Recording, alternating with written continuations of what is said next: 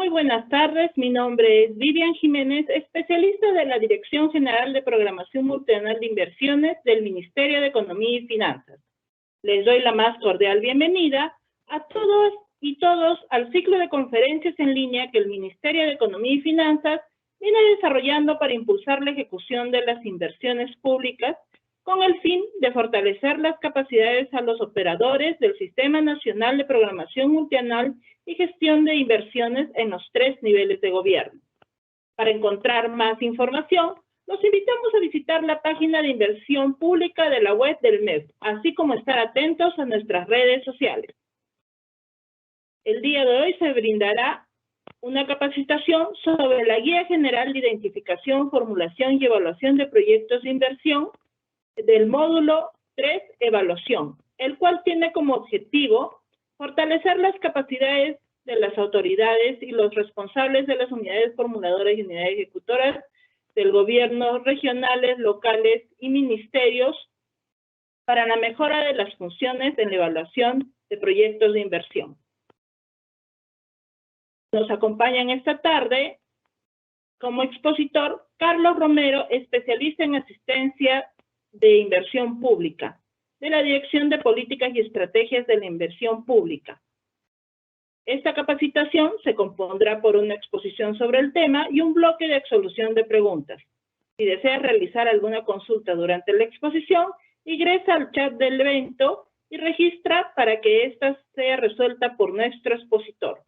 De antemano, pedimos las disculpas del caso por si se presenta algún problema técnico. Si fuese el caso, se sugiere esperar unos segundos mientras retorna la conectividad. Damos entonces inicio a esta capacitación, dándole el pase al señor Carlos Romero. Adelante, Carlos. Gracias, Vivian. Buenas tardes con todos. En este tercer módulo vamos a ver el tema de la evaluación. En la siguiente diapositiva, ya. Dentro del módulo de identificación, que ya lo han visto hace 2 semanas, tenemos lo que es la identificación, donde tenemos también lo que es el área de estudio, el área de influencia, la población, las características de la población afectada, las unidades productoras. Ahí se ve cuáles de mis activos podrían estar de mala calidad o faltos de uso, otros agentes involucrados, ¿no? Después tenemos el árbol de problemas, donde tenemos las causas, los efectos, ¿no? Las causas directas, indirectas, los efectos directos, indirectos, el árbol de problemas, y el árbol de objetivos de medios y fines, donde tenemos el objetivo central y el fin último, que me va a servir en este caso para el módulo de evaluación en lo que es el marco lógico de la alternativa de solución. Siguiente. Dentro del módulo de formulación, ya se ha visto también hace una semana, donde tenemos acá que identificar lo que es el horizonte de evaluación, que va a depender de la tipología de proyecto de inversión que se quiere intervenir, ¿no? Y se va a determinar la fase de ejecución, que puede ser en más de un periodo, y la fase de funcionamiento, que es cuando se termina la ejecución y comienza el funcionamiento, donde se ve la operación y mantenimiento del proyecto de inversión.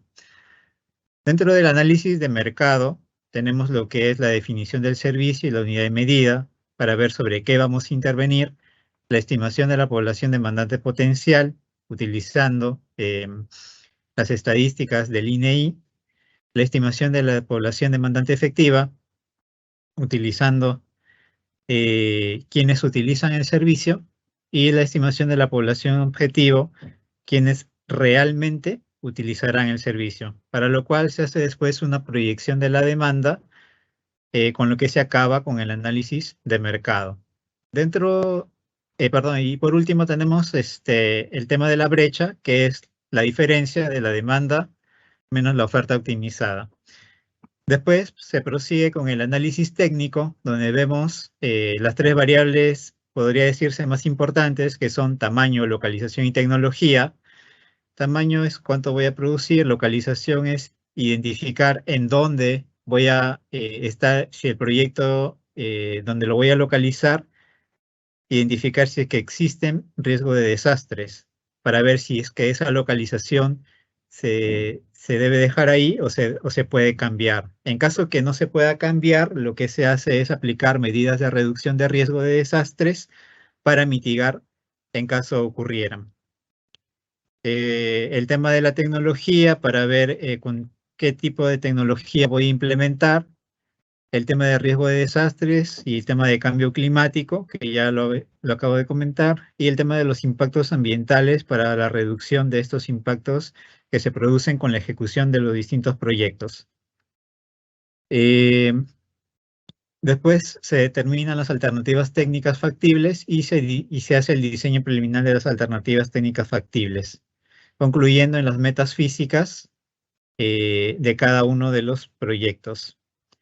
Después tenemos el tema de gestión. En gestión tenemos en fase de ejecución y en fase de funcionamiento. En fase de ejecución, lo que es el plan de implementación, donde se desarrollan todas las actividades que se van a realizar, ¿no?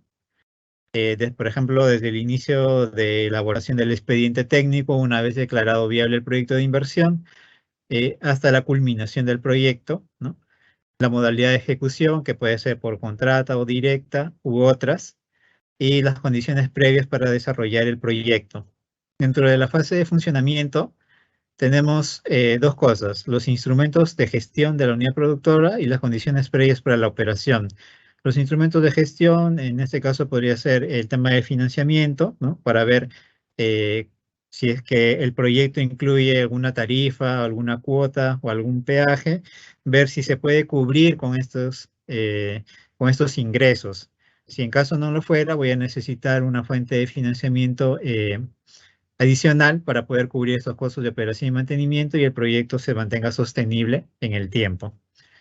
Después de eso tenemos el costo de proyecto, donde estimamos los costos de inversión, en este caso a precios de mercado, la estimación de costos de inversión en la fase de funcionamiento, que es los costos de operación y mantenimiento, y por último la estimación de costos de corrección, de costos de operación y mantenimiento incrementales, que es la diferencia de los costos de operación y mantenimiento con proyecto menos los costos de operación y mantenimiento sin proyecto.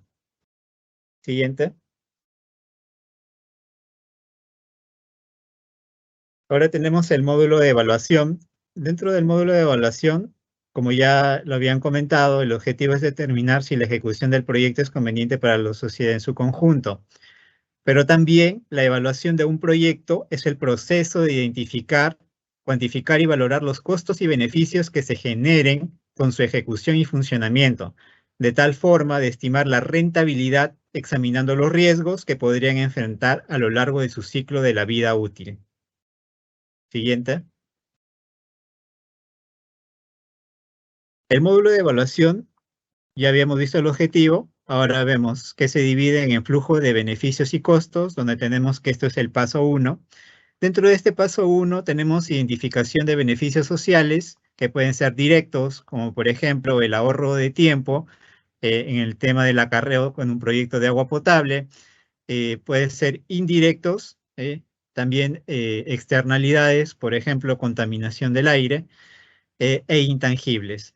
Dentro de la estimación de beneficios sociales con y sin proyecto, tenemos la determinación de los indicadores para la cuantificación, ¿no? En este caso se va a proceder más adelante a ver un ejemplo en donde se va a hacer la estimación del beneficio social unitario de un proyecto de agua potable.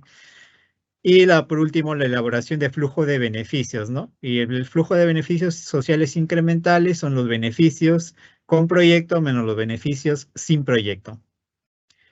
Del otro lado, en este paso 1, tenemos la estimación de los costos sociales con y sin proyecto, también en este caso idéntico a los beneficios, pero en este caso como costos directos, ¿no? En este caso que son los costos del proyecto, las externalidades y los costos indirectos.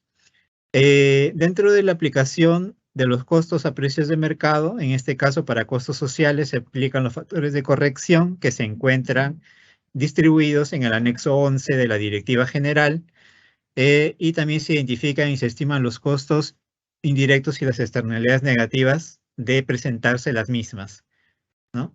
La elaboración del flujo de costos sociales y los costos incrementales los costos con proyecto menos los costos sin proyecto. Ahora, dentro de este flujo de beneficios se dice que hay dos enfoques, el análisis costo-beneficio o el análisis costo-efectividad. ¿Qué enfoque se utilizaría? ¿No? Entonces, para los temas de indicadores de rentabilidad social, cuando haya costo-beneficio, se va a utilizar el valor actual neto social y la tasa interna de retorno social. Y cuando sea el análisis costo-beneficio, se va a utilizar que el costo-efectividad es igual al valor actual de costos sociales entre el indicador de costo-efectividad. Eso como paso 2.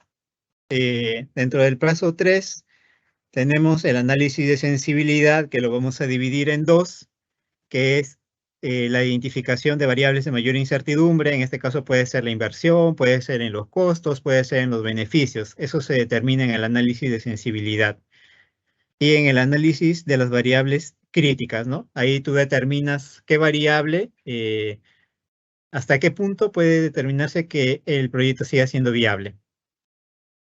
En la evaluación privada tenemos todo lo que son los costos privados, en este caso siempre y cuando se tenga una tarifa que puede estar determinada o no y genere ingresos que puedan cubrir parte o en toda totalidad de los costos de operación y mantenimiento. Dentro del análisis de sostenibilidad, ahí vamos a identificar también si es que todos los costos que yo tengo lo cubro con mis ingresos, en este caso los tenga o no, o en realidad necesito una fuente de financiamiento adicional para poder, en este caso, cumplir con la sostenibilidad del proyecto. Dentro del financiamiento del proyecto podemos identificar las diferentes fuentes de financiamiento como recursos ordinarios, recursos directamente recaudados, donaciones y transferencias, entre otros, para poder, en este caso, cumplir con el financiamiento del proyecto. Y dentro del marco lógico vamos a tener la matriz de marco lógico, donde tenemos el fin, el propósito, los componentes y las acciones, las cuales salen del árbol de objetivos de medios y fines, donde el fin último es el fin final, donde el propósito es el objetivo central, donde los componentes son los medios fundamentales y las acciones se determinan de las alternativas de solución dentro de las acciones que se determinen para dichas alternativas. Por último, tenemos las conclusiones y recomendaciones para determinar si el proyecto es viable o no viable, ¿no? Para eso se evidencia que la capacidad generada contribuye a un cierre de brechas, se acredita que la alternativa recomendada maximiza la constitución del proyecto a la sociedad y el bienestar es atribuible al proyecto. Yo le aumentaría uno más que está en la guía general, que es respecto a la sostenibilidad, ¿no? La sostenibilidad del proyecto debe ser sostenible durante el horizonte de evaluación. Siguiente. Ahora, dentro de la evaluación social, tenemos dos diferencias, evaluación privada y evaluación social. En este caso, en la privada se evalúan los beneficios y costos del inversionista privado. En la evaluación social se evalúan los beneficios y costos para la sociedad. Acá se maximiza el bienestar de la gente, acá se maximiza el bienestar colectivo. En la evaluación privada no puede haber factores de corrección, como sí se utiliza para los precios sociales en la evaluación social de proyectos de inversión. Y en la evaluación privada los flujos están afectos a impuestos, mientras que en la evaluación social se mide el aporte al ingreso nacional y el ingreso nacional sacrificado, ¿no? Entonces, estas diferencias marcadas dentro del tipo de evaluación que se va a utilizar va a depender mucho de la tipología de inversión que en este caso se va a desarrollar o se va a intervenir por parte de la unidad formuladora como operador, en este caso del invierte.pem. Siguiente. Ahora tenemos una gráfica en donde tenemos un proyecto, en este caso de energía eléctrica, donde tenemos la tarifa por kilowatt hora y tenemos dentro de la demanda la cantidad consumida por kilowatt mes. Como podemos ver, tenemos la curva de demanda. En el punto A tenemos U sub 0 y T sub 0, ¿no? Como puntos iniciales de esta gráfica, ¿no? Pero ¿qué pasa si la tarifa de energía eléctrica disminuye. Hay una variación, se va hasta T sub 1. Vemos que a menor precio, mi cantidad demandada o consumida en este caso aumenta, ¿no? De Q sub 0 a Q sub 1. Por lo tanto, el rectángulo que vemos que es 0, T sub 0 a Q sub 0 son beneficios por liberación de recursos. Y el rectángulo y el triángulo, perdón, que vemos acá son beneficios por aumento de consumo. Como vimos, el T sub 1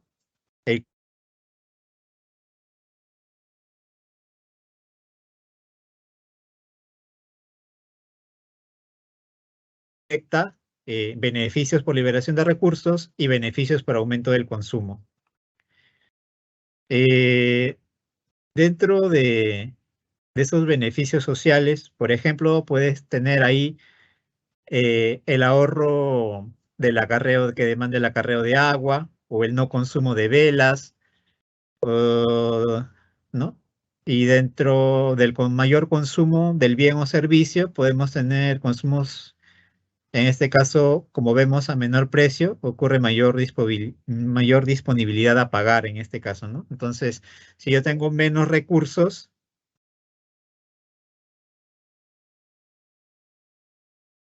ya. Entonces, si yo tengo menos recursos, perdón, si yo consumo más, a un precio menor, ¿no? Por lo tanto, obtengo un beneficio por aumento del consumo. Siguiente.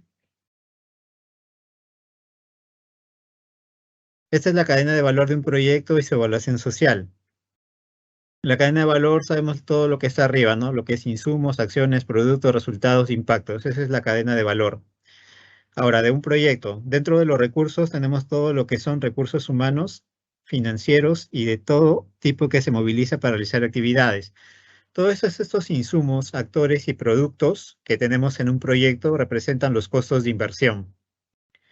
Dentro de los resultados o efectos, tenemos que el uso del producto por parte de la población objetivo y los fines del proyecto en mediano y largo plazo. Estos indicadores de impacto, ¿no? Se miden a mediano y largo plazo, ¿no? Donde en este caso se está considerando los beneficios directos, indirectos y las externalidades, así como los costos de operación y mantenimiento y de reinversión, ¿no? Siempre y cuando corresponda.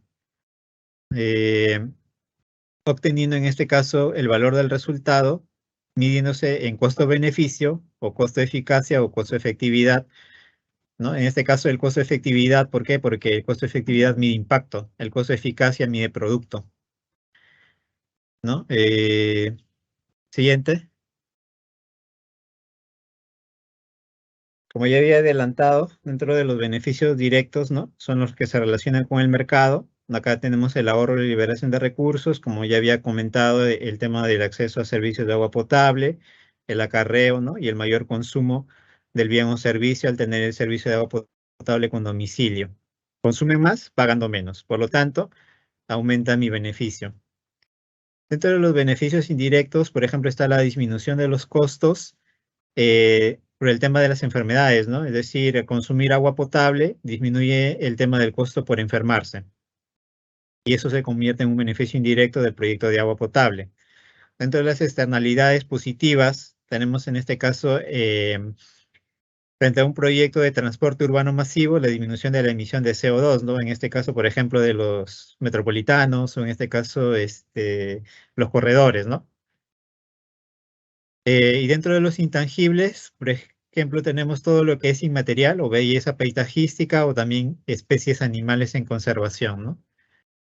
Que esto aplica más probablemente a lo que hace el CERNAM. Siguiente. Acá tenemos un árbol de medios y fines, ya con los medios fundamentales, los medios de primer nivel, el objetivo central, los fines directos e indirectos, y el fin final, que es mejorar la calidad de vida de la población de San Miguel.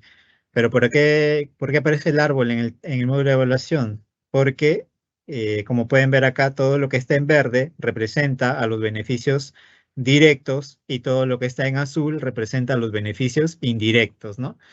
En este caso, por ejemplo, se reduce las pérdidas de producción, o se reducen las pérdidas de productividad, se reduce el gasto en tratamiento de enfermedades, ¿no? Como ya habíamos visto en la anterior diapositiva.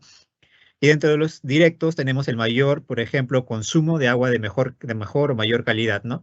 Entonces, esto de acá va a hacer que se consuma más agua con una tarifa menor o un pago menor, en este caso, ¿no? Siguiente. Bueno, ahora ya acabamos con el tema de los beneficios y pasamos al tema de los costos sociales. Dentro de los costos sociales, lo importante es haber determinado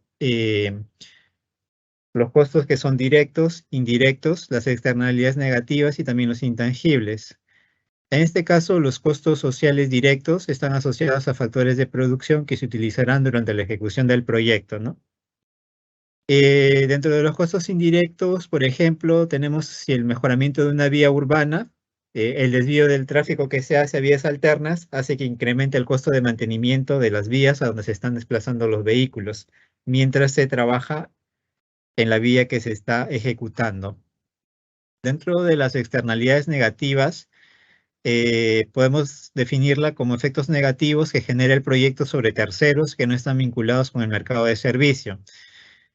Por ejemplo, en el mejoramiento de una vía, con mayor tráfico en las vías alternas se genera una mayor contaminación del aire, pudiendo ocasionar enfermedades respiratorias, por ejemplo, en los residentes de la zona, ¿no? Otro ejemplo podría ser un proyecto de instalación de servicios de salud de tercer nivel de atención. Va a generar mayor tráfico en las vías de acceso, lo cual puede ocasionar congestión y los consiguientes costos sociales por pérdidas de tiempo y contaminación ambiental en los residentes de la zona, ¿no? Esos podrían aplicarse como ejemplos de externalidades negativas. Y dentro de los intangibles tenemos que es prácticamente igual a los beneficios, ¿no? Todo lo que es bienestar de una comunidad, entre ellas la migración de animales, destrucción de belleza paisajística, pérdida de patrimonio, etcétera, ¿no? Siguiente.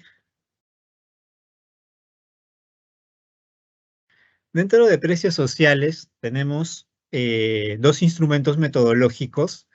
Uno que se denomina nota técnica para el uso de los precios sociales en la evaluación social de proyectos de inversión, donde pueden ver allí el precio social de mano de obra calificada, el precio social de la divisa, el precio social de mano de obra no calificada, eh, el precio social de mano de obra semicalificada, ¿no? Y el otro es la nota técnica para el uso del precio social del carbono en la evaluación social de proyectos de inversión, dependiendo de la tipología de inversión que se quiera intervenir.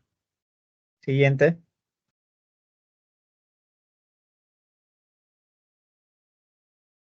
Siguiente. Ahora tenemos las tasas social. Dice implementación de la fase de formulación y evaluación de precios sociales. Tenemos una tasa social de descuento, donde el parámetro ya está dado, que es 8% en evaluación de cualquier tipología de inversión, siempre y cuando eh, se tenga ese parámetro. Para largo plazo también tenemos, como vemos, este parámetro se utiliza de 0 a 20 años. De 21 a 49 años, la tasa social de largo plazo va disminuyendo. Mientras más años, la tasa sigue siendo menor. En este caso, de 200 años a más, es 1%, ¿no?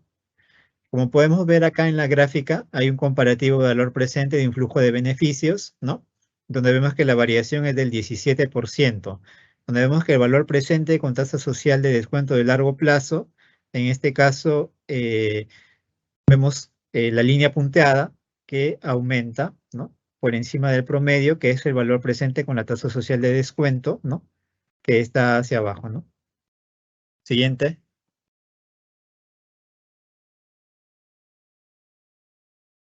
Ahora, los precios sociales o factores de corrección sirven para corregir el tema de precios de mercado, ¿no? Y en este caso, como ya hemos visto, la tasa social de descuento a largo plazo va disminuyendo conforme va aumentando los años del horizonte de evaluación.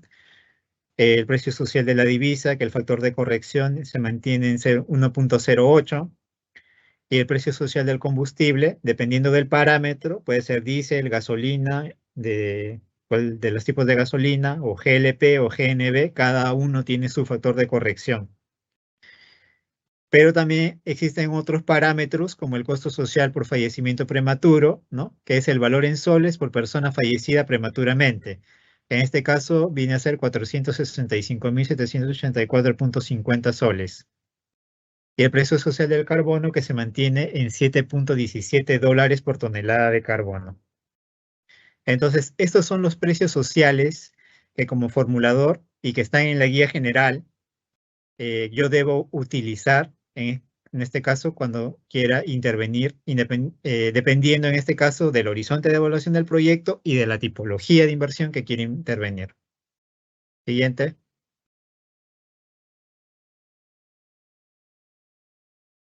Como ya hemos visto, la tasa social de descuento de largo plazo es un parámetro para solucionar el problema de equidad intergeneracional en la aplicación del análisis costo-beneficio, ¿no? En este caso se está planteando una tasa decreciente, las cuales serán utilizadas en tipologías de proyecto con horizonte de evaluación de largo plazo. En este caso están considerando a proyectos, por ejemplo, sobre eh, ferrocarriles, líneas de metro, aeropuertos o puertos, ¿no? En ese caso se está considerando porque son horizontes mucho más largos. Y como ven en la gráfica, se puede ver que a medida que aumenta, por ejemplo, en el valor 0 es 4.57, pero en el valor 70 hablamos de 1.000 soles. Y las tasas van disminuyendo conforme va aumentando el periodo, como lo pueden ver ahí, ¿no? Entre cada salto de cada tasa. Siguiente. La tasa social de descuento y la tasa social de descuento de largo plazo. En este caso, es una fórmula del BAN, del valor actual neto social de un proyecto de inversión, cuyo horizonte de evaluación es de 15 años. Tenemos que la fórmula es el BAN es igual menos la inversión en el año 0 más la sumatoria de igual 1 hasta 15 de sumatoria de beneficios netos con la tasa social de 0.008, que es la tasa social de descuento, y obtengo el BAN. En cambio, cuando la tasa social de descuento es de 10 años, se sigue el mismo procedimiento, ¿no? Solamente que abajo se pone sobre 10 y arriba es sobre 15. Ahora vamos a ver cuando la tasa social siguiente de descuento es de largo plazo. Allí, por ejemplo, tenemos un horizonte de evaluación de 60 años y un horizonte de evaluación de 80 años. Para el horizonte de evaluación de 60 años, lo primero que se debe hacer es hacer el horizonte hasta el año 20, es decir, la sumatoria de los beneficios netos con la tasa social de descuento del 8% hasta el año 20.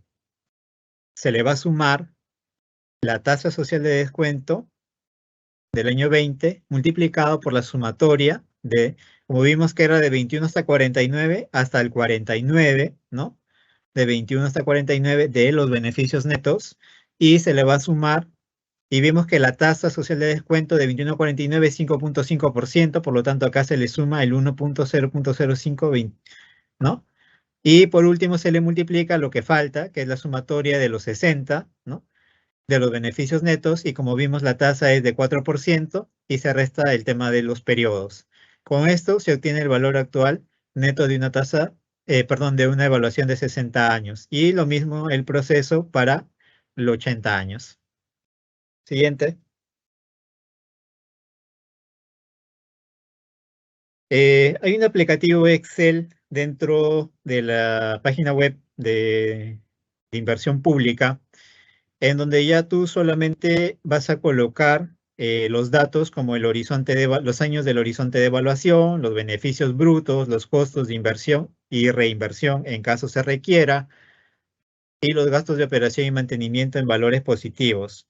Entonces, cuando tú colocas todo esto en el aplicativo Excel, el aplicativo te va a botar la tasa social de descuento de manera automática, ¿no? Ya sea para un horizonte de evaluación de 20 o para un horizonte de evaluación mayor a 20. Siguiente.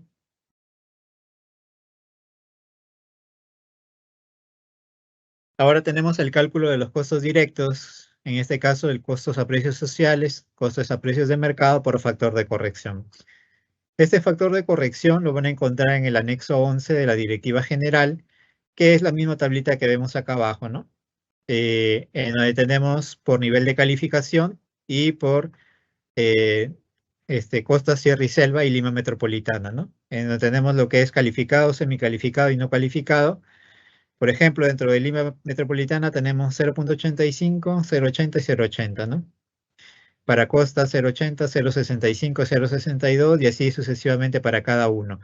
De acuerdo a donde yo me encuentro elaborando el proyecto de inversión, voy a utilizar el factor de corrección correspondiente mostrado en esta tabla. Siguiente. Como ya habíamos visto, el factor de la divisa, corrección de la divisa, se mantiene en 1.08, ¿no?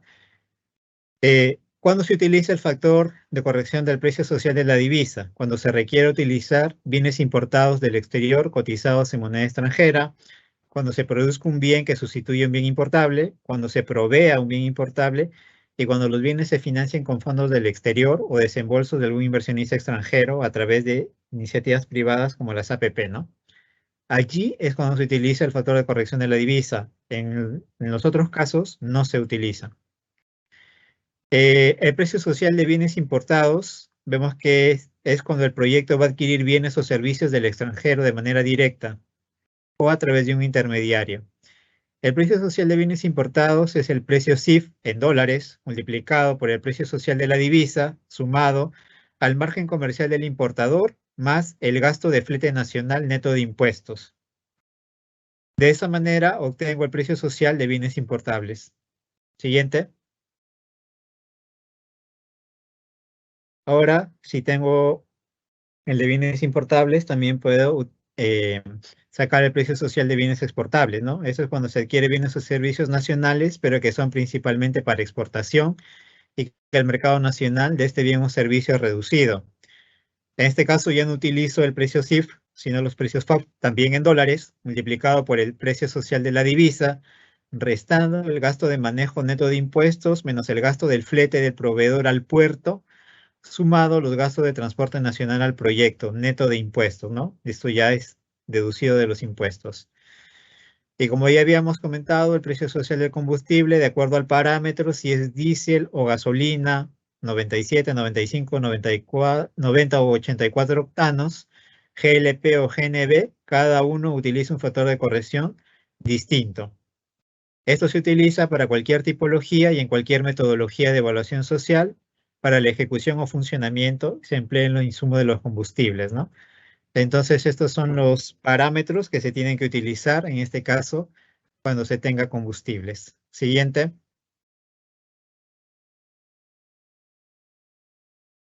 Ahora, el cálculo de los costos sociales en el aplicativo Excel. En el aplicativo Excel se podrá calcular los costos sociales de mano de obra, el combustible y otros bienes no transables de manera automática.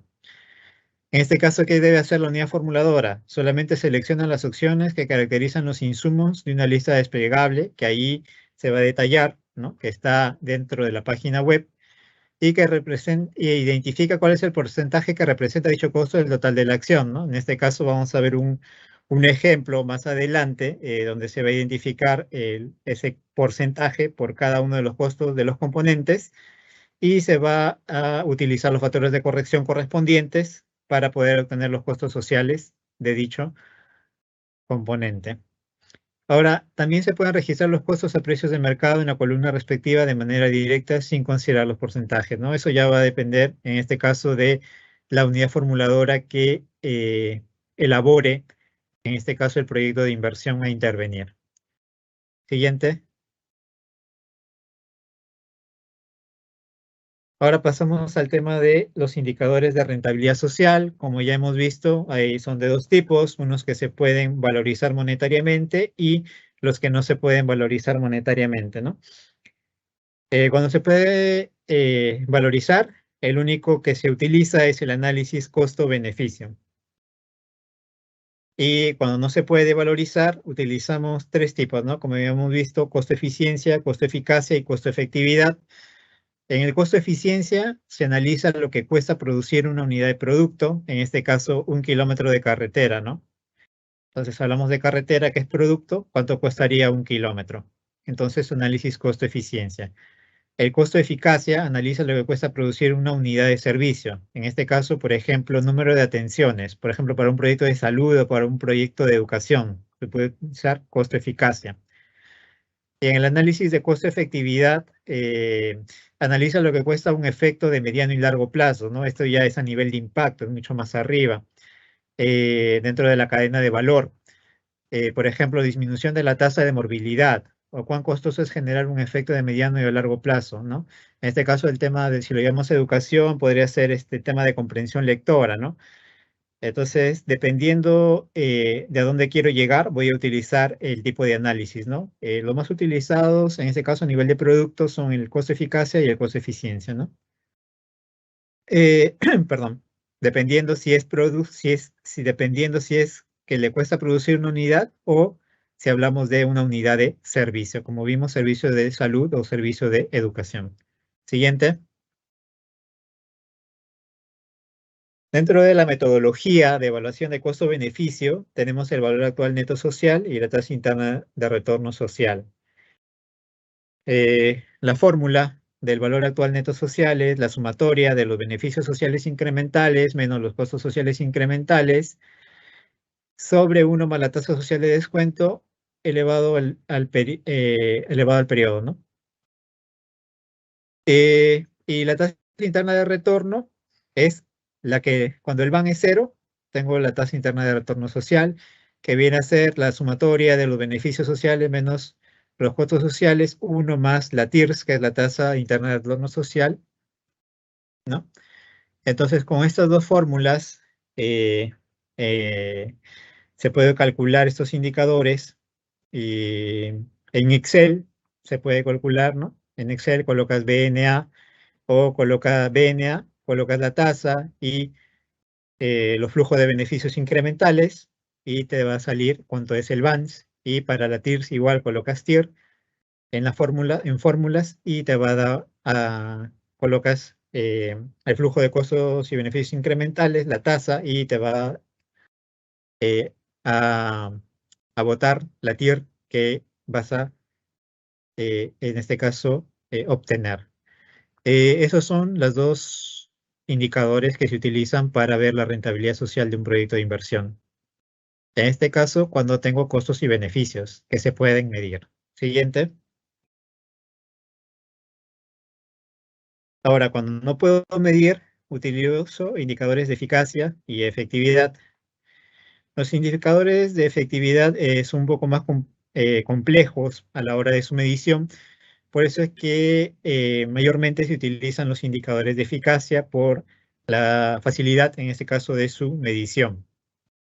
Por ejemplo, vamos a ver aquí, tenemos mejora de acceso al servicio de salud, número de atenciones por unidad de tiempo que se puede medir, la mejora de la cobertura, número de alumnos matriculados por unidad de tiempo que también se puede medir, la creación del servicio de recolección y tratamiento de aguas residuales, número de personas beneficiadas, y la ampliación de servicios, número de toneladas dispuestas adecuadamente, ¿no? Entonces, como vemos, los indicadores de eficacia sí son medibles y por lo tanto son más recomendables a la hora de identificar en esta tipología de proyectos, ¿no? En este caso tenemos salud, educación, saneamiento y limpieza pública, ¿no?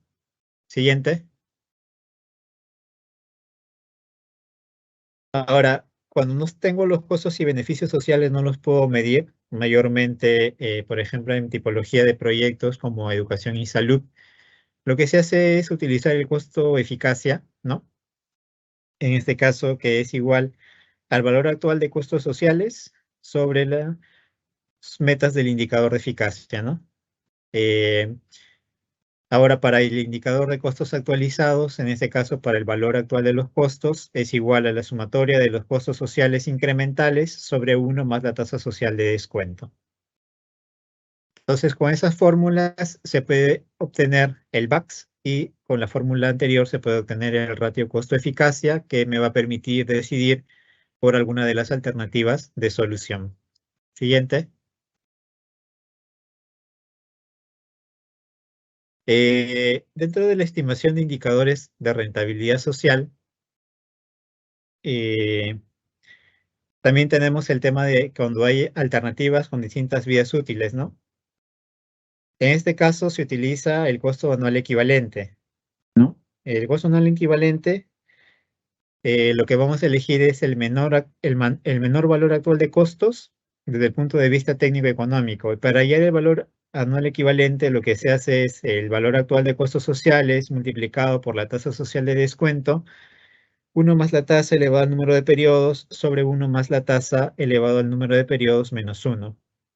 Y con eso puedo uniformizar las vidas útiles dentro del horizonte de evaluación. Siguiente.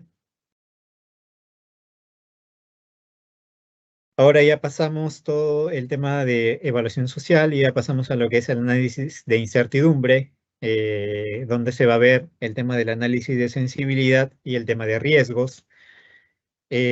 Acá voy a, como pueden ver dentro de la diapositiva, están marcadas las variables de mayor incertidumbre en este caso. Por ejemplo, en el tema de beneficios, incertidumbre sobre la demanda.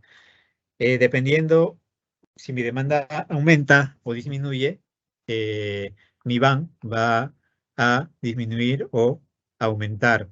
Igual en el tema de los costos, si es que mis costos suben mayormente, puede ser que mi van ya comienza a salir negativo, ¿no? Con lo cual no sería rentable. Sobre la inversión también, porque puede ser que hay una sobreinversión, es decir, estoy haciendo un mal cálculo, en este caso de los costos de inversión, y otras fuentes de incertidumbre, como las tasas de descuento o la inflación también, ¿no? Que incurre en esta incertidumbre para poder obtener las variables que se deben identificar. Siguiente. Para análisis de sensibilidad te hacen 2 pasos, ¿no? Dice 1, análisis de sensibilidad, 2, análisis de riesgo. Las variables que afectan la rentabilidad social de un proyecto, puedes tener varias variables, ¿no? Cuando el valor actual neto, como vemos acá dentro de la gráfica, vemos un negativo y vemos 2 positivos, ¿no? Entonces, estas variables 2, 1, 2 y 3 serían las variables más sensibles. ¿Por qué? Porque en este caso la más sensible sería la variable 1. ¿Por qué? Porque si a esta variable 1 yo la modifico, me está saliendo un VAC negativo, ¿no? Y la variación explicada acumulada, cada uno tiene su porcentaje, ¿no? En cambio, estas variables tienen bajo impacto porque me sigue saliendo el VAN positivo, como vemos, de 230, inclusive puede llegar hasta 300, y la variación explicada acumulada es de 100%. Entonces, el análisis de sensibilidad identifica las variables que afectan a la rentabilidad social de un proyecto. Siguiente.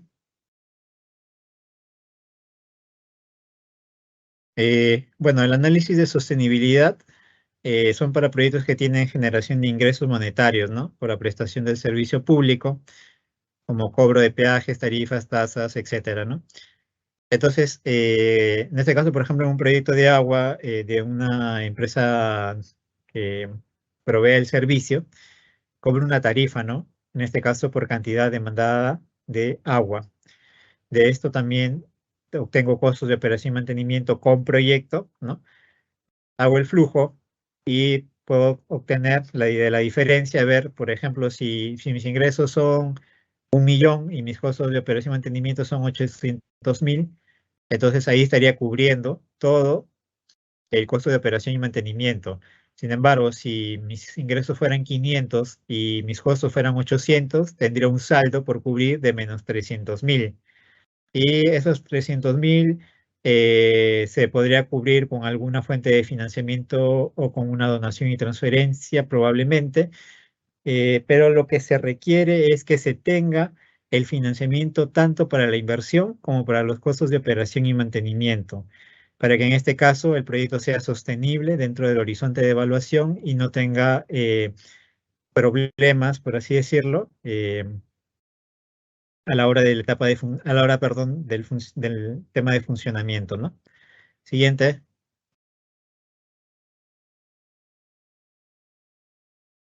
Siguiente. Ahora, cuando no tengo la tasa o la tarifa, En este caso, se deberá tomar el análisis del flujo de caja de los costos y la demanda por cada servicio a implementar, con la finalidad de determinar el grado de autosostenibilidad del proyecto. Y esto se grafica en este dibujo, ¿no? Donde tenemos el flujo de costos y servicios, tenemos los costos de operación y mantenimiento con proyecto y la demanda por servicio, ¿no? En este caso, por servicio 1, por servicio 2, hasta la última demanda, y la sumatoria de costos de operación y mantenimiento con proyecto a precios de mercado se suma, e igual con la demanda, y al final saco sí la tarifa dividiendo A entre B, ¿no? Y A es la sumatoria de costos de operación con proyecto entre la sumatoria de demanda de servicios con proyecto, ¿no? Siguiente.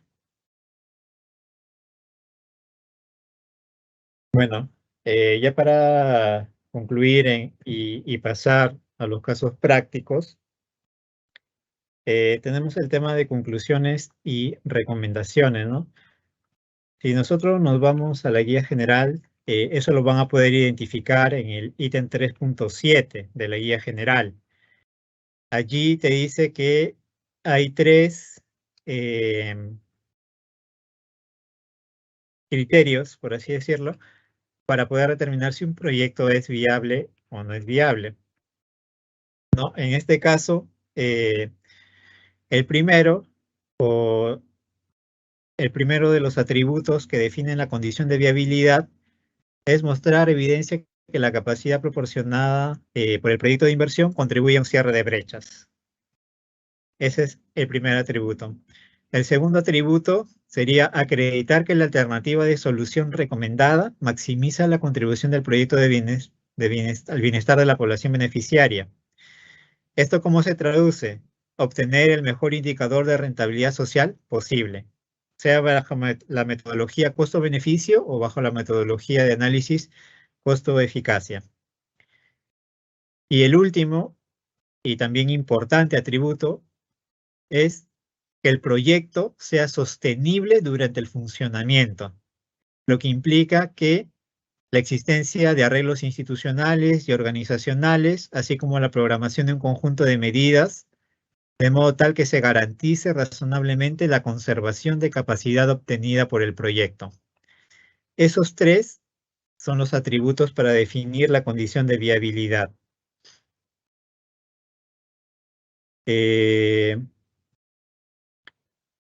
Ya, entonces, si yo tengo esos tres, puedo concluir que se va a declarar viable el proyecto, ¿no? Si el resultado es no viable, por ejemplo, se debe indicar qué atributo o atributos no se logró sustentar dentro del documento técnico, que puede ser ficha técnica o puede ser estudio de preinversión a nivel de perfil.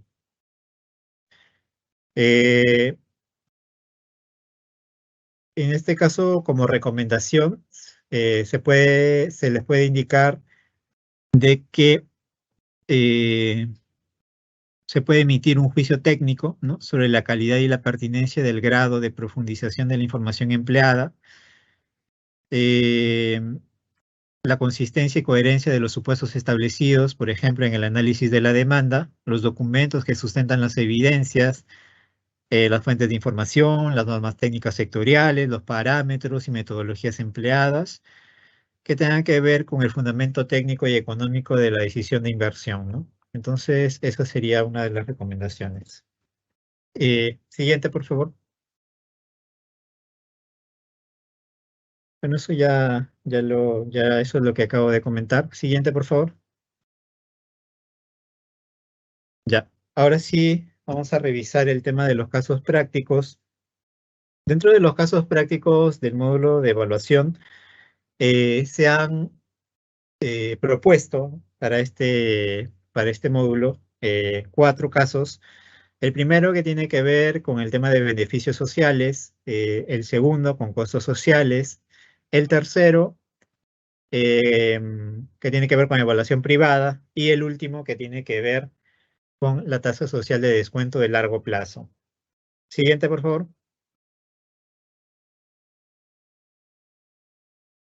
Vamos con el primer caso. Es un proyecto, en este caso, de agua potable, ¿no?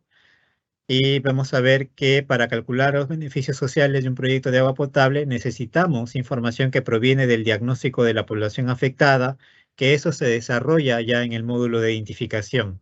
Como por ejemplo, necesitamos la población actual, el número de viviendas, el tiempo de acarreo, el número de viajes por día, número de baldes por viaje y la capacidad del balde, ¿no? Eso se puede sacar de una encuesta que se desarrolla a la población. En este caso es un proyecto de agua de saneamiento rural. También las viviendas con conexión, la población con acceso al servicio, la dotación domiciliaria, el consumo de saturación, ¿no? Entre otros, así como también vamos a necesitar del módulo de formulación la población total, la cobertura, el número de familias conectadas al servicio, ¿no? ¿Para qué necesito esa información? Esa información yo lo necesito para poder calcular el beneficio social unitario, que para este caso, para usuarios antiguos es de 17.05 y nuevos 47.34. Pero vamos a ver cómo llegamos a ese cálculo. Lo primero que yo tengo que hacer, y esto lo pueden revisar en la ficha técnica estándar de saneamiento rural aprobada por el sector vivienda, construcción y saneamiento, estimar el valor social del tiempo de los no conectados. Entonces, busco a las personas que acarrean, en este caso es la madre y el padre, el tiempo de acarreo, que lo puedo sacar de las encuestas, igual que el número de viajes por día, el tiempo de acarreo y el valor social del tiempo. Para el valor social del tiempo se utiliza los parámetros de evaluación social de ámbito rural del anexo 11, como el propósito laboral por hora, que en este caso para ámbito rural es de 4.56, ¿no? Y para adultos, en este caso, es 0.3 y para menores es 0.15. Multiplico 4.56 por 0.3 y me sale 1.368 para adultos y para menores 0.15 por 1.368 me sale 0.684, ¿no? Estos valores se trasladan aquí, como pueden ver, y obtengo al multiplicar el valor social del tiempo, que en este caso es 38.98. Como segundo paso, se estima el volumen de acarreo por mes. Y eso de acá, traslado información que ya tengo acá, como el número de viajes, y coloco de las encuestas también la siguiente, ¿no? El número de baldes, la capacidad y el volumen de acarreo, ¿no? Entonces multiplico y me sale el volumen de acarreo por mes en metros cúbicos, que es 2.40 la madre y 4.50 el padre, obteniendo un total de volumen de acarreo de 7 metros cúbicos por mes, ¿no? Entonces, una vez, siguiente por favor. Una vez que se establece esos parámetros,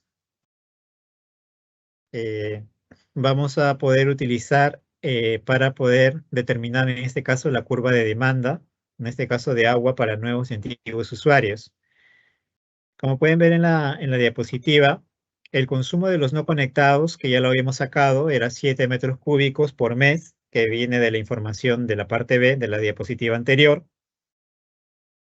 Y para poder hallar el precio económico del agua para los no conectados, lo que hacemos es dividir, en este caso, el valor social del tiempo entre el volumen de acarreo, con lo cual nos da 5.65, que es el precio económico de los no conectados, ¿no? Ahora, ¿cómo hallo el resto de variables? Para eso voy a utilizar, en este caso, la curva de demanda, ¿no? En este caso, el consumo de saturación con tarifa marginal cero es la estimación, en este caso, de la demanda, ¿no? De la dotación, la estimación de la dotación, litro habitante día multiplicado por la densidad poblacional.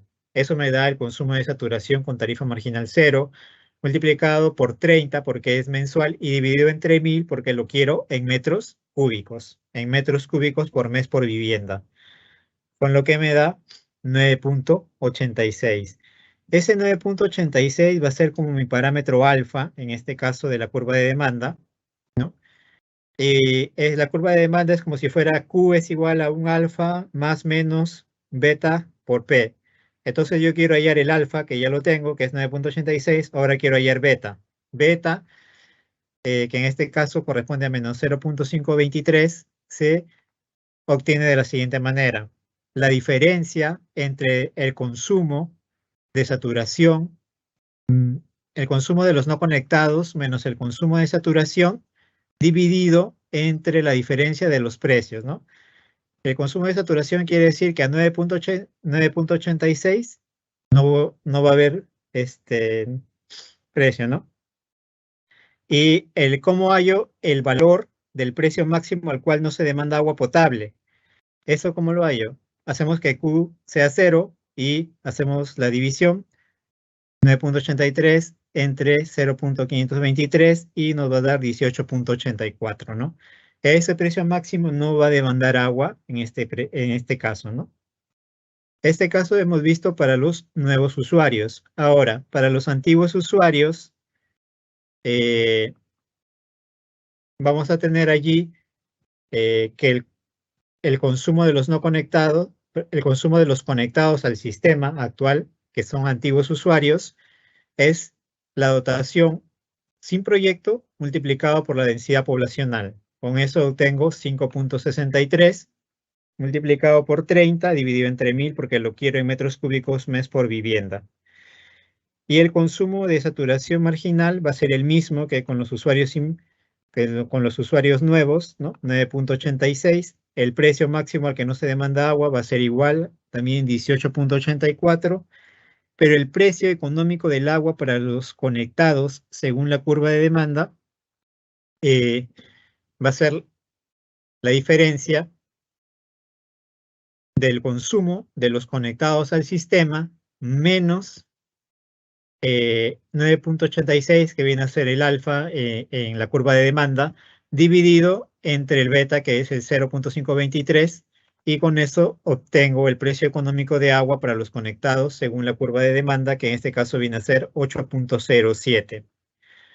Una vez que ya obtengo la curva de demanda y obtengo las variables de cantidad y de precio, procedo con la estimación de los beneficios de los nuevos y los antiguos usuarios.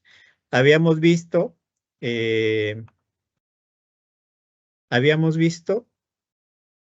que en los beneficios directos tenemos los beneficios por recursos liberados y los beneficios por incremento del consumo de agua, ¿no? En este caso, los recursos liberados vienen a ser, en este caso, los no conectados, ¿no? Por el precio de los no conectados, que en este caso es 7 por 5.65, que me da aproximadamente 38.99. Y en el caso de los beneficios por incremento del consumo de agua, es un triángulo en donde se va a hacer la diferencia de los consumos multiplicado por la suma de los precios dividido entre 2 y me va a dar 8.35. Entonces los beneficios brutos totales por mes va a ser la suma de los recursos liberados más el incremento por el consumo de agua, con lo cual me da 47.34 para los nuevos usuarios. En los antiguos usuarios no va a haber beneficios por recursos liberados, pero sí por incremento del consumo en la demanda, que se trabaja tal cual, ¿no? La diferencia de los consumos multiplicado por el precio entre 2, ¿no? Eso se puede desarrollar gráficamente en Excel, ¿no? Y se puede determinar tanto los recursos liberados como el área de beneficios en este caso. Una vez que obtengo, siguiente por favor.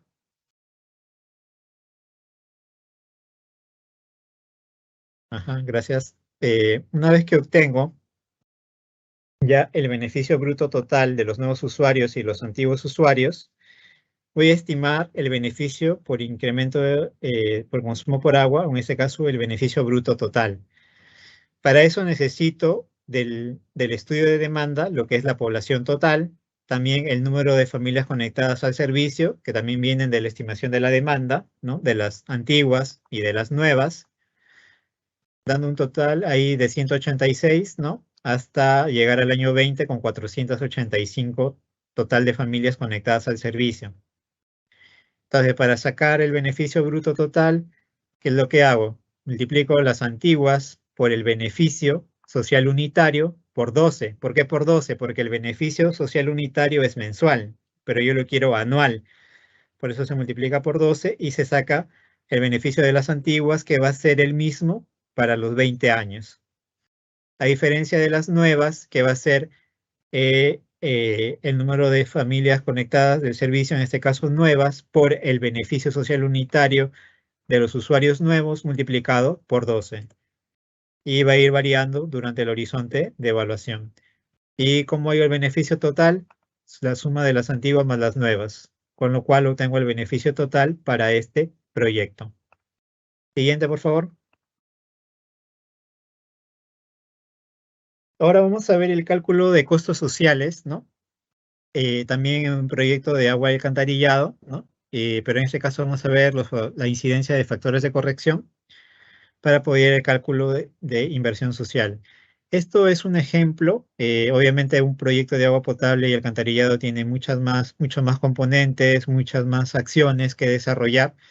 En este caso solamente se está considerando como acción la construcción de un reservorio, la construcción de una línea de conducción y la adquisición de un sistema electromecánico. Como pueden observar, tenemos los costos totales a precios de mercado con IGB, la incidencia, que es importante saber cuánto o qué porcentaje va a incidir dentro del costo, el factor de corrección, como lo pueden observar, ¿no? En este caso tenemos al precio social de la divisa, al IGB, a la mano de obra calificada y mano de obra no calificada, en este caso de la costa, ¿no? Y también tenemos al tema del diésel, ¿no? El tema del diésel que está en este caso del combustible y la mano de obra semicalificada que es 0,65, que también es de la costa. Y vuelvo a reiterar, esto se encuentra tanto en la guía general como en el anexo 11 de la directiva general. Siguiente, por favor.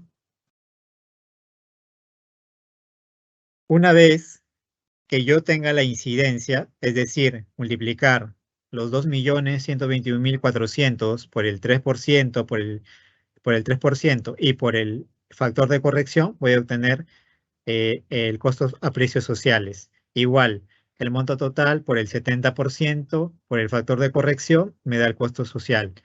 Y así sucesivamente para cada uno de los componentes y acciones desarrolladas en este ejemplo, ¿no?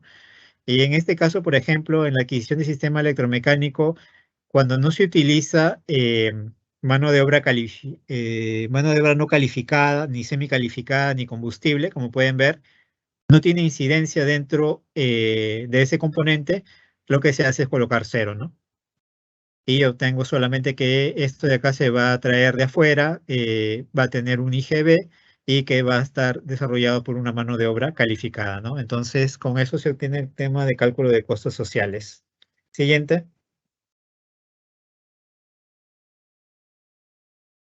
Ahora vamos a ver un caso que es distinto, ¿no? Ya no tenemos el tema social, sino vamos al tema del inversionista privado. Siguiendo con un proyecto de agua potable, ¿no? Tenemos esta información al respecto. Como pueden observar, tenemos la inversión, los costos de operación y mantenimiento, ¿no? Y el total de costos y el consumo en metros cúbicos por año, ¿no? Esa es la demanda. Tenemos también que se ha estimado que la tarifa social de largo plazo es de 17,29 y que la tasa de costo de oportunidad del privado en este caso es del 12%. Por lo tanto, se solicita calcular la evaluación privada. Siguiente. Como podemos observar, acá está desarrollado todos los ingresos con tarifa. Los ingresos con tarifa es igual que en un privado, ¿no? Precio por cantidad. En este caso, hemos visto que la tarifa es 27 y la cantidad dada por cada uno, cantidad, en este caso, de consumo de agua, por lo que me sale este monto como ingresos, ¿no? Tengo la inversión, los costos de operación y mantenimiento incrementales, ¿no? Está acá en los 20 años. Los flujos netos quiere decir la diferencia, ¿no? Entre los ingresos menos los costos. En este caso, tenemos los flujos netos en negativo en la inversión y los ingresos menos los costos, ¿no?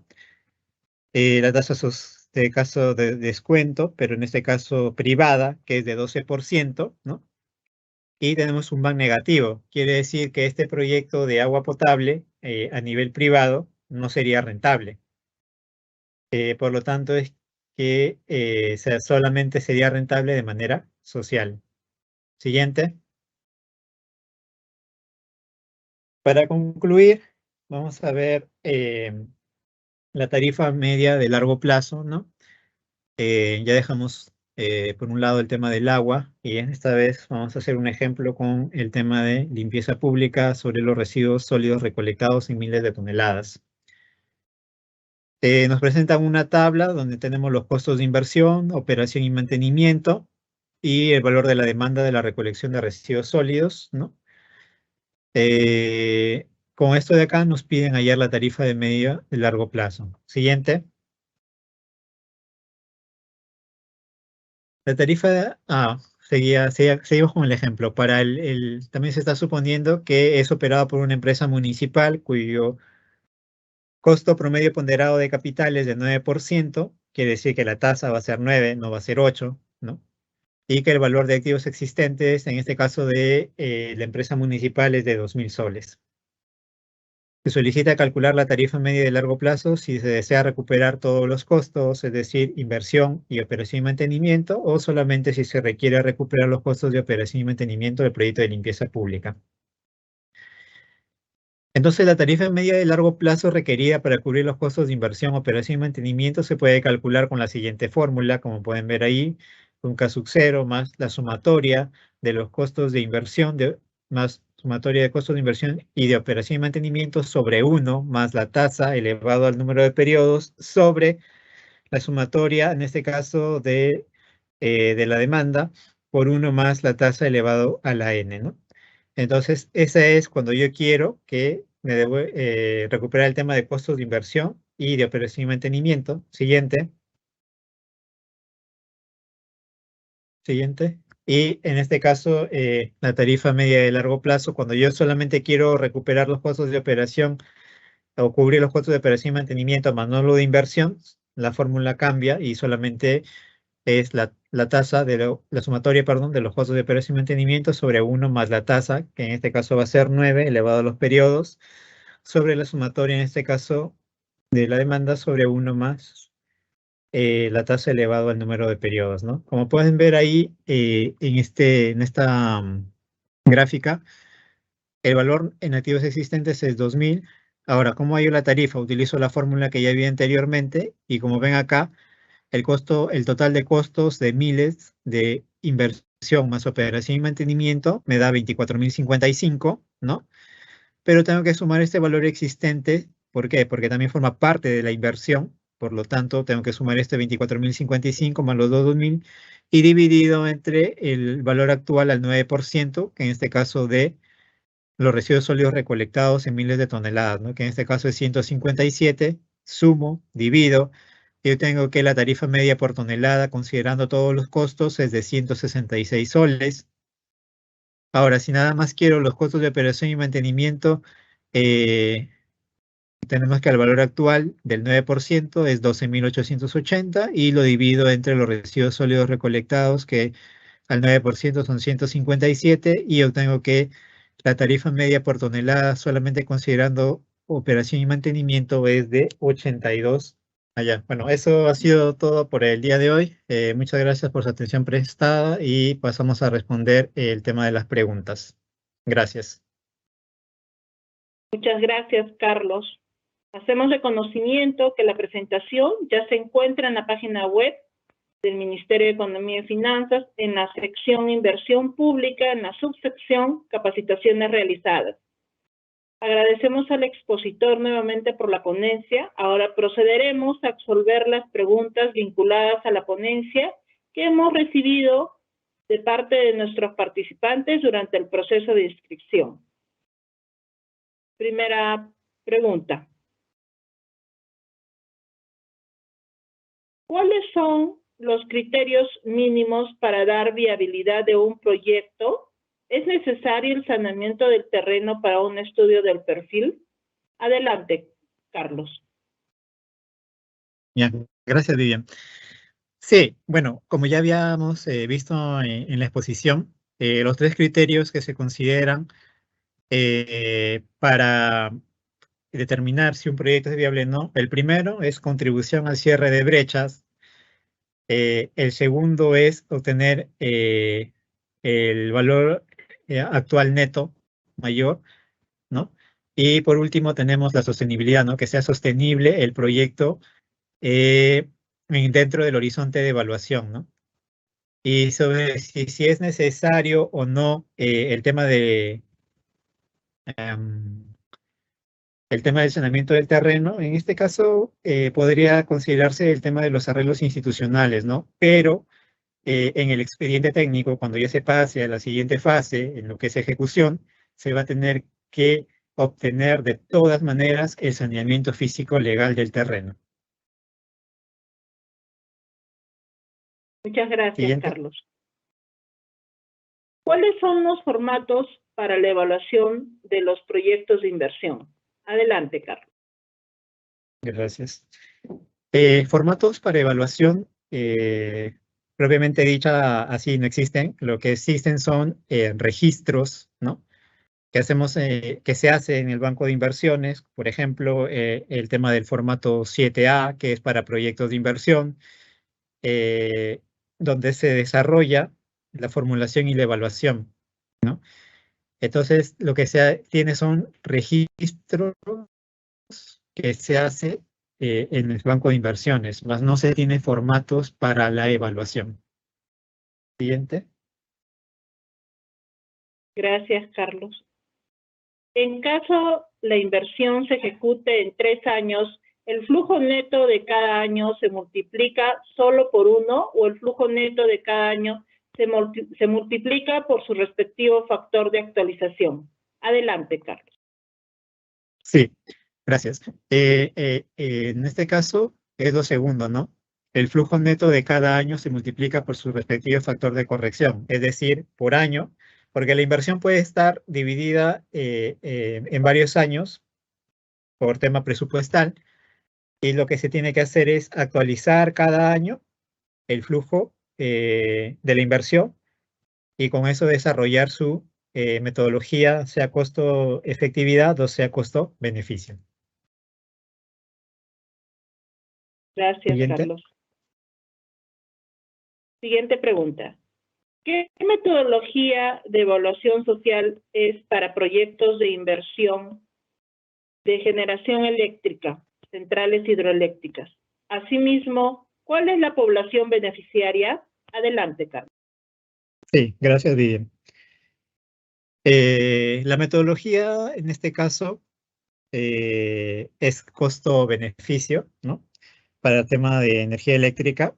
Y bueno, sobre el tema de los beneficiarios va a depender, ¿no? De la potencia. En este caso, si la central es pequeña y los activos van a ser transferidos a una empresa concesionaria, va a ser la población o usuarios del ámbito de la concesionaria. Pero si es una central de más de 1 mega, en este caso se interconecta con el sistema eléctrico interconectado nacional. Siguiente. Gracias, Carlos. Siguiente pregunta.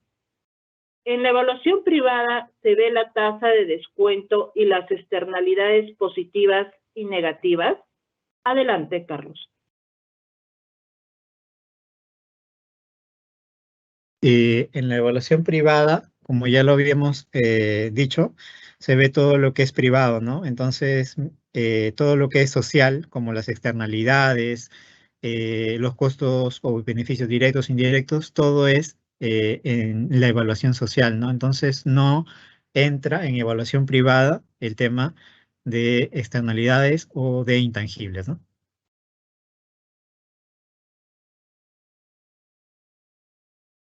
Gracias. Siguiente.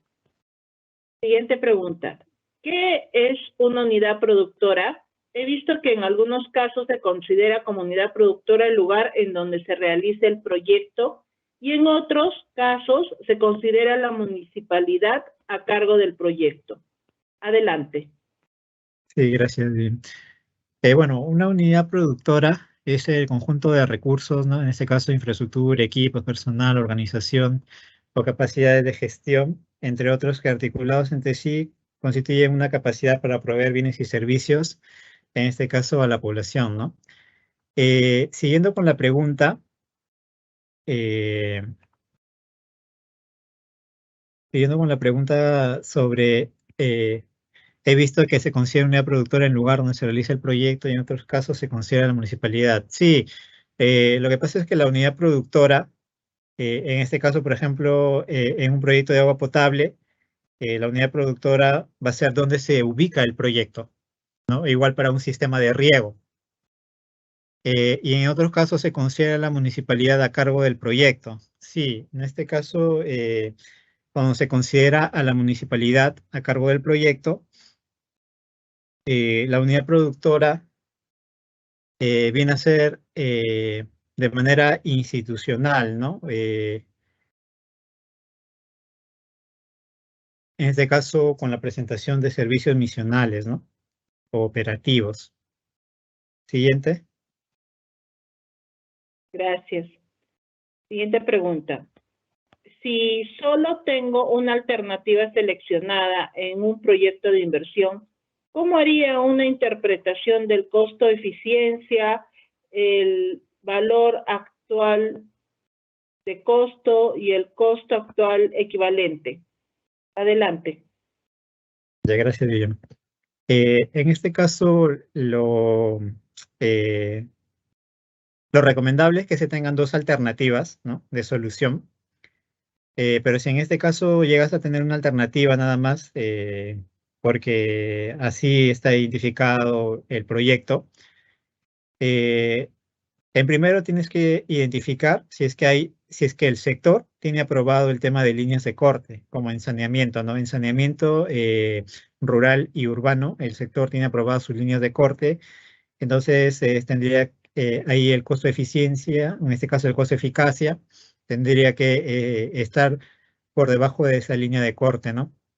Igual para el tema del BAC o del CAE.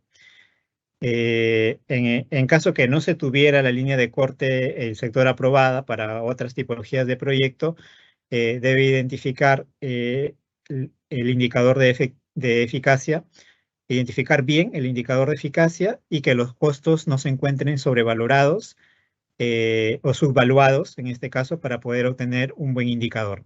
Gracias. Gracias. Siguiente pregunta. ¿Es necesario el desarrollo de todos los módulos si se formula una ficha técnica simplificada? Si fuese así, ¿se estaría induciendo contratar consultoría y por ende mayores costos? Adelante. Ya. Sí, sí es necesario desarrollar todos los módulos de la ficha técnica simplificada general, en este caso el formato 6A de la Directiva General. Y no se trata de inducir a contratar consultorías o mayores costos. Lo que se quiere es que las unidades formuladoras, dependiendo de la expertise que tengan, dependiendo de la expertise que tengan de cada tipología de proyecto de inversión, puedan desarrollarlos. Si en caso no la tuviera, se procedería al tema de la consultoría. O en todo caso, se podría hacer una parte, por ejemplo, el tema de ingeniería lo podrían contratar por consultoría y el tema del desarrollo de la ficha técnica lo podría hacer en planta, ¿no? O sea, no habría por qué aumentar costos sabiendo que tengo un formulador que conoce, ¿no? O se puede subdividir en este caso en dos, ¿no? Gracias. Gracias. Hemos culminado la ronda de preguntas. Las consultas que no fueron absueltas serán publicadas en la página web del Ministerio de Economía y Finanzas con sus respectivas respuestas. Para finalizar, queremos indicarles que en la página web del MEF, en la sección Inversión Pública, se ubica la subsección Capacitaciones Virtuales. En ella podrán encontrar los módulos Programación de las capacitaciones, capacitaciones realizadas y recursos de aprendizaje. Asimismo, se presenta la programación de las próximas capacitaciones. Si tuvieses más consultas o dudas, puedes ingresar a los links que se muestran en pantalla. Consultas generales, preguntas frecuentes y asistencia técnica personalizada. Estimados y estimadas, manténganse atentos y contacta a los verdaderos especialistas. No se dejen engañar. Los únicos canales de contacto que la DGPMI pone a su disposición es el directorio de la DGPMI y el directorio del CONECTAMEF. Agradecemos a todas y todos los participantes su asistencia y damos por concluida esta capacitación. Muy buenas tardes, muchas gracias, hasta pronto.